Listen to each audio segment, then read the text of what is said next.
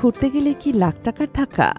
কি হবে যদি আমি বলি এর চেয়ে অনেক কম খরচে, এমনকি রাজকীয় আরামেও পুরো ইন্ডিয়া চষে বেড়ানো সম্ভব? বেশিরভাগ সময় ইন্ডিয়া ভ্রমণের কথা উঠলেই আমাদের মাথায় প্রথমে আসে খরচের চিন্তা। অজানা সব খরচ, সিজন বদলালে দামের লাভ, আর দালালদের খপ্পরে পড়ার ভয়। এসব ভাবতে ভাবতেই প্ল্যানটা ভেস্তে যায়। কিন্তু সত্যিটা আসলে কি? চলুন আজ হিসেব করে দেখি ইন্ডিয়া ভ্রমণের সর্বোচ্চ বাজেট ঠিক কত হতে পারে, যা আপনার এতদিনের সব ধারণা বদলে দিতে পারে।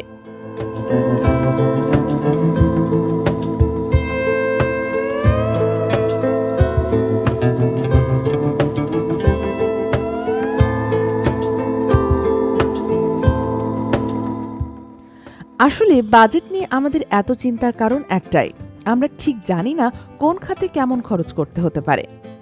থাকা, খাওয়া, ঘোরাঘুরি আর যাতায়াত সব মিলিয়ে মোট খরচটা কোথায় গিয়ে দাঁড়াবে সেই হিসাব মেলানোই কঠিন। বিশেষ করে আপনি একা যাচ্ছেন নাকি সঙ্গীর সাথে, অথবা পুরো গ্যাং নিয়ে, তার উপর খরচের অঙ্কটাও পুরোপুরি পাল্টে যায়। এই অনিশ্চয়তার কারণেই তো কত দারুণ সব ট্রিপের প্ল্যান শুরুতেই শেষ হয়ে যায়। কিন্তু আর চিন্তা নেই, এই আলোচনায় আমরা সোলো, কাপল এবং গ্রুপ ট্রিপের জন্য আলাদা করে খরচের একটা বিস্তারিত ব্রেকডাউন দেখব। আমরা কথা বলবো দৈনিক সর্বোচ্চ খরচ থেকে শুরু করে একটা লম্বা ট্যুরের মোট খরচ পর্যন্ত।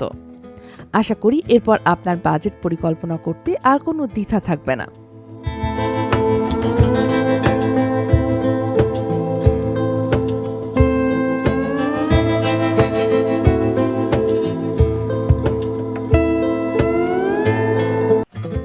তাহলে এবার মূল আলোচনায় আসা যাক। আমরা ভারতের ভ্রমণ খরচকে মূলত 4টি ভাগে ভাগ করব: থাকা, খাওয়া, যাতায়াত এবং সাইট সিইং। আর হ্যাঁ, মনে রাখবেন এই খরচগুলো কিন্তু একটা আনুমানিক ধারণা। শহর, সময় আর আপনার পছন্দের উপর ভিত্তি করে এগুলো কিছুটা কম বা বেশি হতেই পারে। ভারতে থাকার খরচ নির্ভর করে আপনি কেমন জায়গায় থাকছেন তার উপর। বাজেট নিয়ে ভাবলে গেস্ট হাউস বা হোস্টেলে প্রতি রাতের জন্য 500 থেকে 2000 টাকার মধ্যেই ব্যবস্থা হয়ে যায়। আর যদি একটু ভালো মিড রেঞ্জের হোটেল থাকতে চান, তাহলে খরচ পড়বে রাত প্রতি 2000 থেকে 5000 টাকা। তবে যেহেতু আমরা সর্বোচ্চ বাজেটের কথা বলছি, চলুন লাক্সারি বা পাঁচতারা হোটেলের কথা ভাবি। ভারত একটি দারুণ লাক্সারি হোটেলে এক রাতের জন্য আপনার খরচ শুরু হতে পারে 5000 টাকা থেকে।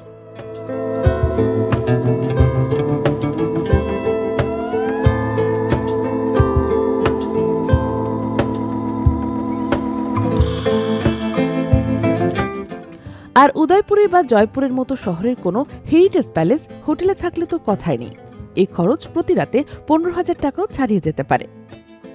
শহরের ভেতরে ঘোরার জন্য অটো, ট্যাক্সি বা মেট্রো ব্যবহার করলে খরচ অনেকটাই কম। কিন্তু লম্বা দূরত্বের জন্য ট্রেন বা ডোমেস্টিক ফ্লাইট তো লাগবেই। ভারতের ভেতরে এসি ট্রেনে এক জায়গা থেকে অন্য জায়গায় যেতে 500 থেকে 2000 টাকার মতো লাগতে পারে। আর যদি সময় বাঁচাতে চান, তাহলে ডোমেস্টিক ফ্লাইট ধরতে পারেন, যার খরচ সাধারণত 2000 থেকে 5000 টাকা বা তারও বেশি। এটা নির্ভর করে আপনি কোন রুটে এবং কখন টিকিট কাটছেন তার উপর।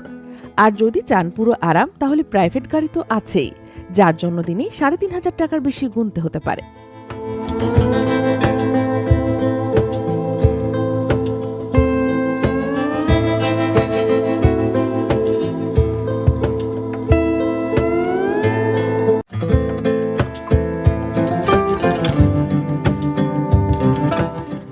খাওয়ার খরচের ক্ষেত্রে ভারত এক কথায় অসাধারণ।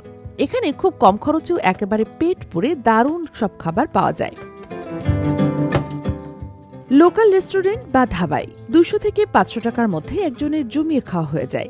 তবে আপনি যদি কোনো নামি রেস্তোরাঁ বা ফাইন ডাইনিং এ খেতে চান, তাহলে প্রতিবেলা জনপ্রতি খরচ 500 থেকে 1500 টাকা বা তার চেয়েও বেশি হতে পারে।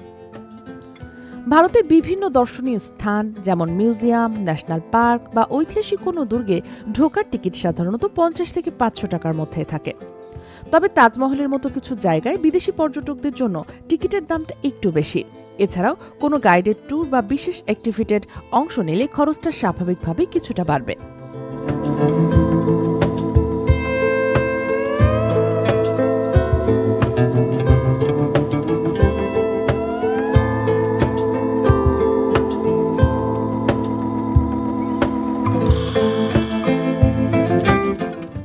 আসুন একটা সহজ হিসাব দেখি।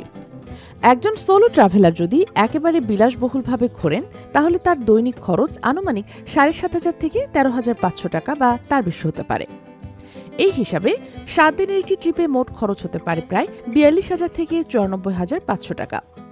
কাপলদের জন্য থাকার খরচ যেহেতু ভাগ হয়ে যায়, তাই মাথাপিছু খরচ কিছুটা কমে। তবে ভালো হোটেল আর প্রাইভেট গাড়ি নিলে দৈনিক খরচ প্রায় একই রকম থাকে।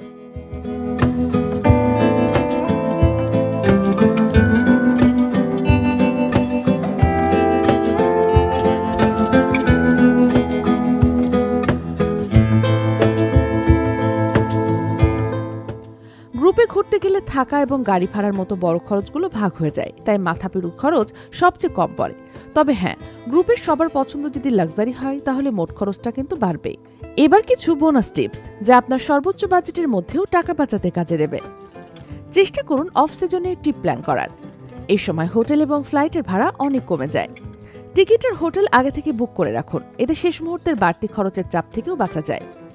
লোকাল খাবার অবশ্যই চেখে দেখবেন, এতে যেমন খরচ বাঁচবে তেমন ওই জায়গার আসল স্বাদটাও পাবেন।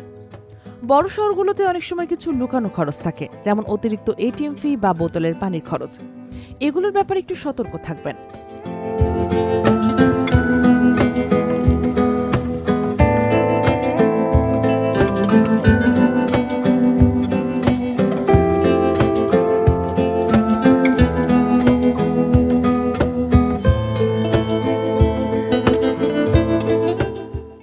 আশা করি ইন্ডিয়া ভ্রমণের সর্বোচ্চ বাজেট নিয়ে আপনাদের মনে আর কোনো প্রশ্ন নেই।